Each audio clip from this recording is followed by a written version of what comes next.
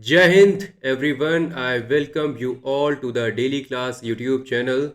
So, last few days में I received some of the similar messages जिसमें लोगों का मेन कंसर्न ये है कि मॉक सॉल्व कर रहे हैं लेकिन स्कोर बूस्ट नहीं कर रहा। सो आई थॉट कि यार इस टॉपिक पर एक साइंटिफिक और साइकोलॉजिकल वीडियो होनी चाहिए।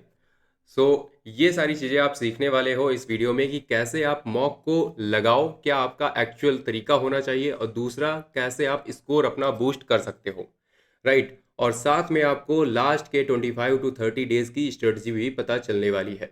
चलो शुरू करते हैं। और शुरू करने से पहले मैं आपको कुछ केसेस बताना चाहूँगा।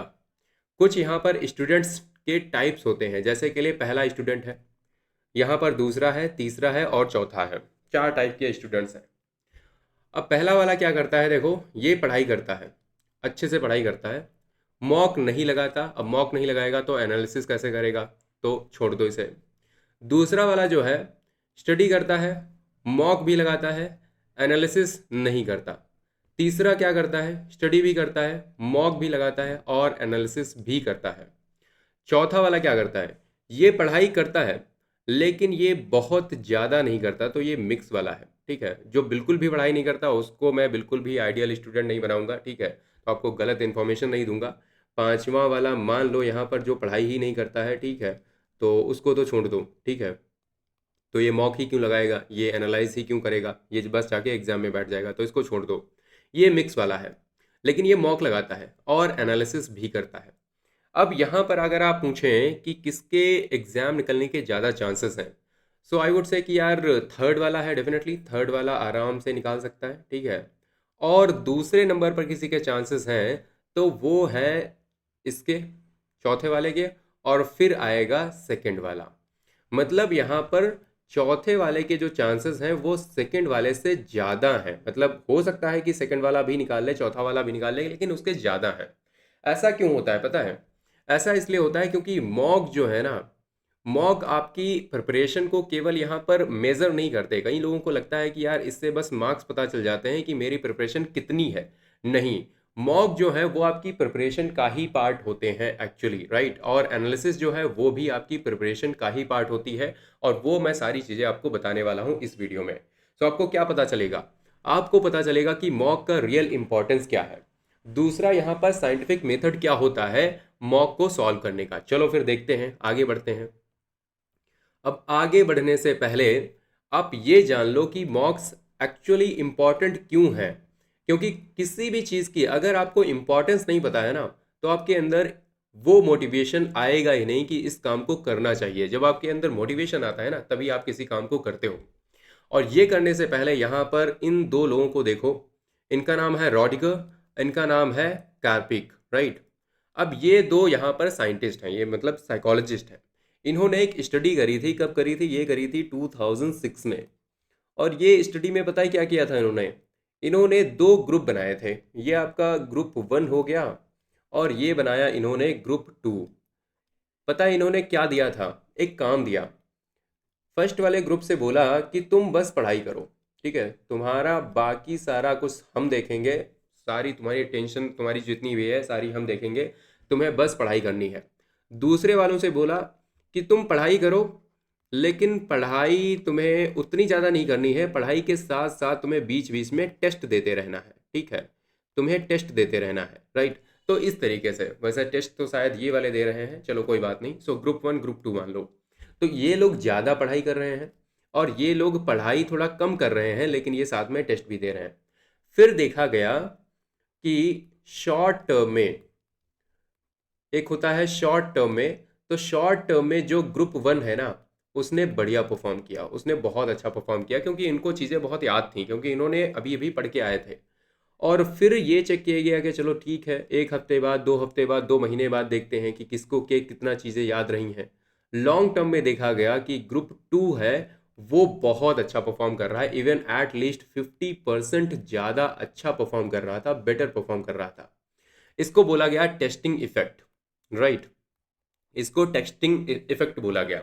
तो एक्चुअल चीज़ क्या होती है पता है, यहाँ से आपको पता चलेगा कि एक्चुअली ये जो सिस्टम पूरा मैंने जो आपको बताया ना, यहाँ पर आपको लगेगा कि रीडिंग जो होती है वो कहीं ना कहीं फैमिलियरिटी जरूर क्रिएट कर देती है कि ये कॉन्सेप्ट मुझे आता है। लेकिन रीडिंग के साथ जब आप टेस्टिंग करते रहते हैं ना साथ साथ में, तब आपकी जो मेमोरी है वो बिल्ड होती रहती है। तो इसलिए आपको यहाँ पर जो मेमोरी रिटेंशन है उस पर काम करना चाहिए। और अब आगे आप बढ़ें तो आप देखते हो कि हम मॉक से एक्चुअली सीखते कैसे हैं, कैसे आखिर हम सीखते हैं, क्या यहाँ पर जो होता है सिस्टम होता है। तो सबसे पहला यहाँ पर कॉन्सेप्ट आता है रिट्रीवल का। रिट्रीवल क्या होता है? यहाँ पर ब्रेन इंफॉर्मेशन को मेमोरी से निकालने की प्रैक्टिस करता है। क्योंकि यहाँ पर आपके सामने मान लिया यहाँ पर 50 क्वेश्चंस हैं, वो आपके सामने पड़े हुए हैं, अब इनको आप सॉल्व कर रहे हो। अब इनको सॉल्व करोगे तो आप क्या करोगे? ऑब्वियस सी बात है, अपने माइंड पर थोड़ा सा जोर डालोगे, राइट, और वहाँ से इंफॉर्मेशन को निकालने की कोशिश करोगे। तो पहला एक चीज़ होती है रिट्रीवल। जब भी आप याद करने की कोशिश करते हो ना, तब आप चीज़ों को सीखते हो। समझ में आ रहा है? ये आपका जैसे के लिए मसल्स होते हैं ना, जितना ज़्यादा आप जैसे जिम जाते हो, जिम में आप मसल्स को जितना ज़्यादा ट्रेन करते हो उतना अच्छे वो बनते हैं, राइट। दूसरा है एरर डिटेक्शन। जब आप आंसर्स को देखते हो, राइट, और जब आप करेक्ट आंसर देखते हो, राइट, उसके बाद आप यहाँ पर कुछ गलतियाँ भी देखते हो, कुछ आप गलतियाँ देखते हो, और इन गलतियों से आप सीखते हो। कहते हैं ना कि गलतियों से ही इंसान सीखता है। तो गलतियाँ आपको जैसे जैसे पता चलती हैं तैसे वैसे वैसे आप यहाँ पर सीखते रहते हो। तो ये जो प्रोसेस है दैट इज़ वेरी इंपॉर्टेंट। तीसरा आपका है न्यूरल री इन्फोर्समेंट। ये आपका सही के लिए है। ये एक्चुअली यहाँ पर जब आप सही आंसर्स को बार बार देखते हो ना, जब आप बार बार देखते हो चीज़ों को, राइट, तब यहाँ पर जो आपके कॉन्सेप्ट हैं वो क्लियर होते रहते हैं। कॉन्सेप्ट आपके और ज़्यादा स्ट्रांग होते हैं और ज़्यादा क्लियर होते हैं। तो आप यहाँ पर ये चीज़ समझ लो कि जो मॉक टेस्ट होते हैं, mock test plus analysis, right, ये आपकी होती है रियल लर्निंग। रियल लर्निंग देखो यहीं पर होती है। इसीलिए देखो मैथ्स वाला वीडियो भी मैंने जब बनाया था, मैथ्स में मैंने बोला था जब तक आप खुद से क्वेश्चंस को सॉल्व नहीं करोगे तब तक आप मैथ्स को सीख नहीं पाओगे, है ना। बहुत मुश्किल है कि आप सीखो। अब यहाँ पर देखो यार, मिस्टेक्स हम कौन कौन सी करते हैं। तो ये भी देख लो कि अक्सर हम में से बहुत से लोग जब मॉक करते हैं तो कौन कौन सी मिस्टेक्स कमिट करते हैं। तो पहली मिस्टेक ये होती है कि हम यहाँ पर स्कोर पर बहुत ज़्यादा फोकस करते हैं। हम एकदम स्कोर से लेकर के ऑब्सेस्ड होते हैं। हमें लगता है यार सब कुछ स्कोर है, स्कोर के अलावा और कुछ नहीं। ये बहुत बड़ी गलती होती है, ये हमें नहीं करना चाहिए, राइट। मतलब इससे क्या होता है कि हमारा बस ऑब्सेशन हो जाता है स्कोर के लिए, मार्क्स के लिए, बाकी चीज़ों पर हम फोकस नहीं कर पाते। हमें लगता है कि ये हमारा फाइनल स्कोर है। तो ये माइंड से निकाल देना ज़रूरी है कि भाई ये फाइनल स्कोर नहीं है। अभी आपने इस चीज़ से मतलब अपने आप को एसेस कर लिया, आप जान गए, बहुत अच्छी बात है। आपके सामने अभी एक्चुअल एग्जामिनेशन बाकी है, राइट। दूसरी मिस्टेक कौन सी है? दूसरी है कि एनालाइज ना करना। अगर आप एनालाइज नहीं करते हो, अब ये एनालाइज यहाँ पर भी एक पता है, एक मैसेज मुझे ऐसा आया जिसमें एक ने बोला, ठीक है, एक स्टूडेंट है, उसने बोला कि एनालिसिस बता सब देते हैं लेकिन करना कैसे है ये कोई नहीं बताता। चलो ये भी बात कर लेते हैं कैसे करना होता है एक्चुअली। तो इसकी बात यहीं पर कर लेते हैं। देखो, एक इंग्लिश का पेपर है, मान लिया इंग्लिश का पेपर है 2 घंटे का, ठीक है, 2 घंटे का पेपर है। अब यहाँ पर क्या करना है आपको? 2 घंटे का आपने पेपर दिया, उसके बाद आपको एनालिसिस में एट लीस्ट आपको अगेन 2 आवर्स ही लगने चाहिए। अगर आप कम टाइम में कर रहे हो इसका मतलब आप अच्छे से यहाँ पर एनालाइज नहीं कर रहे हो। पहली बात तो आपको ध्यान में रखनी है। और दूसरा, जितनी सीरियसनेस के साथ आपने यहाँ पर मॉक को सॉल्व किया है उतनी ही सीरियसनेस के साथ आपको यहाँ पर एनालाइज भी करना है। अगर आप यहाँ पर चाय पीने नहीं उठे थे, यहाँ पर आपने फ़ोन की नोटिफिकेशन को इग्नोर किया था, तो यहाँ पर भी आपको सेम प्रोसेस फॉलो करना पड़ेगा। क्लियर है ना। और उसके बाद आपने क्या करना है? उसके बाद अपने वीक सेक्शंस को देखना है। वीक सेक्शंस को देखना है। मान लिया यहाँ पर मेरा वीक सेक्शन निकल के आता है कि यार पार्ट्स ऑफ स्पीच में मुझे थोड़ी सी प्रॉब्लम हो रही है, पार्ट्स ऑफ स्पीच में या फिर प्रीपोजिशन में मुझे प्रॉब्लम हो रही है, राइट। तो मुझे ऐसा लगा, अगर मुझे ऐसा लगा, और दूसरा मुझे लगा कि यार S1 S2 में थोड़ी सी प्रॉब्लम आई थी, राइट। तो इन 2 सेक्शन को मैंने यहाँ पर नोट डाउन किया। मतलब प्रॉब्लम बहुत ज़्यादा थी लेकिन इनमें मुझे ज़्यादा लगी, राइट, और इनको मैं इम्प्रूव करना चाहता हूँ क्योंकि मुझे ऐसा लगता है कि यार इनको ईजिली इम्प्रूव कर सकते हैं। बढ़िया बात है। तो उसके बाद आपने क्या करना है? उसके बाद आपने इनके इन वाले पोर्शंस के यहाँ पर सेक्शनल सॉल्व करने हैं। सेक्शनल अलग से सॉल्व करने हैं, राइट। सेक्शनल कम से कम प्रीपोजिशन के मान लिया मैं 30 से 40 क्वेश्चन उठाऊंगा, सॉल्व करूंगा। S1 S2 का मैं फिर से वीडियो देखूंगा डेली क्लास से, और फिर बाद में मैं फिर से यहाँ पर सॉल्व करूंगा, राइट। ये काम करना है। और दूसरा काम क्या करना है, दूसरा काम यहाँ पर जब एनालाइज आप कर रहे हो, तो यहाँ पर मान लिया मैंने 2025 का 1 का यहाँ पर क्वेश्चन पेपर है वो सॉल्व किया था। तो यहाँ पर आपने देखा होगा कुछ यहाँ पर वोकैब आई थी, राइट। कुछ यहाँ पर वोकैब आई थी, कुछ आपके यहाँ पर जो एरर थी वहाँ पर भी वोकैब थी, वहाँ पर भी डिफ़िकल्ट वर्ड्स थे। कुछ आपका मान लिया पैराग्राफ है, वहाँ पर भी कुछ डिफ़िकल्ट वर्ड्स आए हैं, राइट। तो आपको पता चल रहा है। अब ऐसी आपकी प्रिपरेशन हो जानी चाहिए, इस तरीके से आप इसको एनालाइज कर लो और याद कर लो चीज़ों को, कि मान लिया इस गली में आप यहाँ पर घूम रहे थे और मैं भी यहीं पर घूम रहा था, राइट। और मैंने आपसे पूछा कि 2025 में एक वर्ड आया था, बड़ा ही डिफिकल्ट सा था, बताओ इसकी मीनिंग क्या है। अगर आपको नहीं याद है, इसका मतलब आपने अच्छे से एनालाइज नहीं किया है, राइट। तो यहाँ पर आपको हर एक चीज़ इस पेपर की क्लियर हो जानी चाहिए आफ्टर एनालिसिस, क्लियर है। और उसके बाद आपने सेक्शनल भी सॉल्व कर लेने हैं, फिर आपने मॉक नंबर 2 पर जाना है। तो ये आपका ओवरऑल प्रोसेस होता है, तो काफ़ी लंबा लेंदी प्रोसेस होता है। देखो, एक मॉक को सॉल्व करने का आप क्या करते हो, मॉक 1 सॉल्व करते हो, आपके नंबर आए यहाँ पर 55, राइट। फिर आप कहते हो यार मज़ा नहीं आया, दूसरा लगाता हूँ, उसमें नंबर आए आपके 56 या फिर आ गए 50, राइट। आप डिमोटिवेट हो गए। तो ऐसा नहीं करना होता यार, मार्क्स ऐसे बढ़ते हैं, इस तरीके से बढ़ते हैं मॉक मॉक, पता है, ये होता है तरीका। तो पहला, दूसरा मैंने पहले बताया मैंने आपको कि स्कोर से ऑब्सेशन, ये पहली मिस्टेक है। दूसरी है एनालिसिस नहीं करना। और तीसरा है कि यार मिस्टेक्स जो आपने करी हैं तो इनका रिकॉर्ड भी तो बनाओ, हाँ। तो इन मिस्टेक्स का आपने रिकॉर्ड बनाना है कि हाँ ये वाली मतलब जो सर्टेन मिस्टेक्स हैं मैं कर रहा हूँ, और इनको मैंने क्या करना है, सही करना है। तो आपका पर्पज़ स्कोर नहीं है, आपका पर्पज़ इम्प्रूवमेंट है, राइट। और अगली एक और मिस्टेक बता देता हूँ, यहाँ पर देखो जानबूझ के मैंने ये वाला फ़ोटो यूज़ किया। यहाँ पर देखो इन मैडम के पास फ़ोन रखा हुआ है टेबल पे। अब ये फ़ोन वगैरह लेके नहीं बैठना होता, ठीक है। जब मॉक आप सॉल्व करते हो तब आप सीरियस एकदम एग्जाम हॉल में जिस सीरियसनेस के साथ बैठने वाले हो ना, एग्जैक्टली उसी टाइप से आपको बैठना है, क्लियर है। चलो, अब आगे बढ़ते हैं। अब यहाँ पर बेस्ट मेथड क्या है सॉल्व करने का मॉक को, देखो। तो मेथड मैंने आपको अभी बता ही दिया, ठीक है, तो बताने की ज़रूरत है नहीं अभी।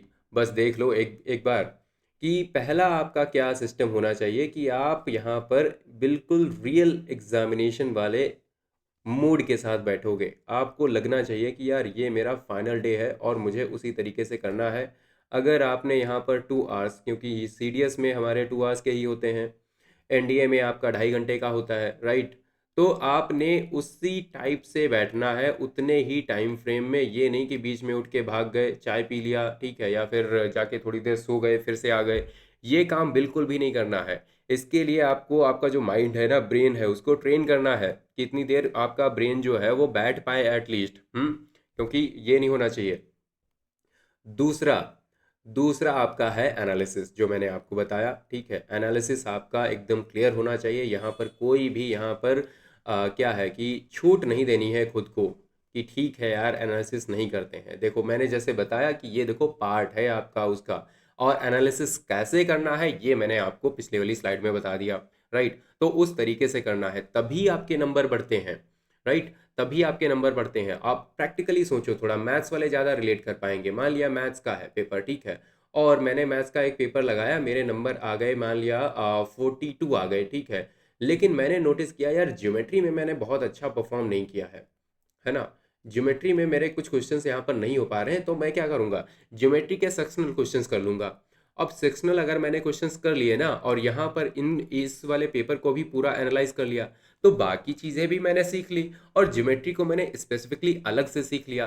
तो ज्योमेट्री में मैं कम से कम यहाँ पर 4 से 5 नंबर तो यहीं पर बढ़ा लूँगा, और ओवरऑल यहाँ पर भी मैं 4 से 5 नंबर बढ़ा लूँगा, या 2-3 नंबर बढ़ा लूँगा, राइट। तो इस तरीके से आपके नंबर बढ़ते हैं। तो सेक्शनल और आपका ओवरऑल, इस तरीके से आपके नंबर बढ़ते हैं।